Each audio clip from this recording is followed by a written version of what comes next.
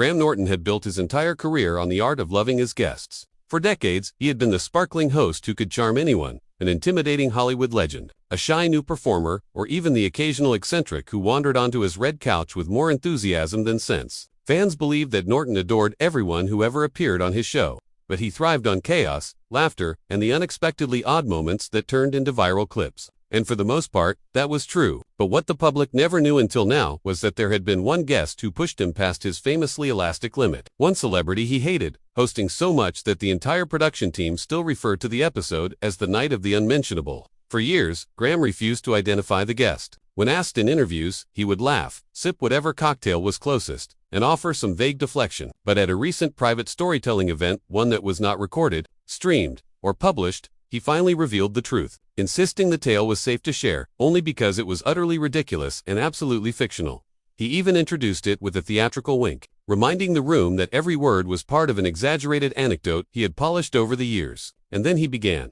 The guest in question was a world-famous escapologist named Maximilian Blaze. At the height of his fame, Blaze was known for dramatic, over-the-top stunts, escaping from a submerged iron chamber while handcuffed, vanishing from a locked glass box in front of a live audience, or performing an aerial inversion release 40 meters above the Thames. He was flamboyant, theatrical, and completely convinced of his own myth. Norton described him as a cross between Houdini, a Victorian circus ringmaster, and a man who had never been told the word no. From the moment Blaze arrived at the studio, the problems began. First, he refused the standard interview preparation because he insisted he needed mental silence to preserve the purity of his aura. Then he requested that the temperature in the green room be lowered to exactly 8 degrees because his spirit energy ignited more easily in the cold. When told that 8 degrees would cause frostbite for camera operators, Blaze waved his hand dramatically and claimed true artists accepted all risks in the pursuit of greatness. During rehearsal, he announced that he would perform a miniature escape demonstration on air, something no one on the production crew had been informed about. When Graham politely asked what the stunt involved, Blaze smiled cryptically and said, "Only destiny decides."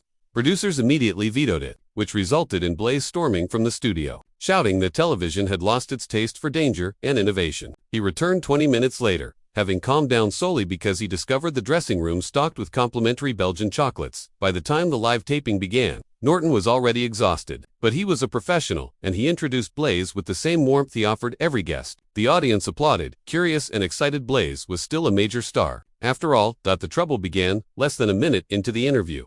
Instead of taking his seat on the red couch, Blaze strode directly to the edge of the stage and addressed the audience as though delivering a royal proclamation. He declared that he had transcended ordinary conversation and would only respond to questions through the medium of interpretive hand gestures. Then, without warning, he produced a pair of velvet gloves from inside his jacket and began performing slow, sweeping movements that Graham later described as a confused mime trapped in an invisible elevator.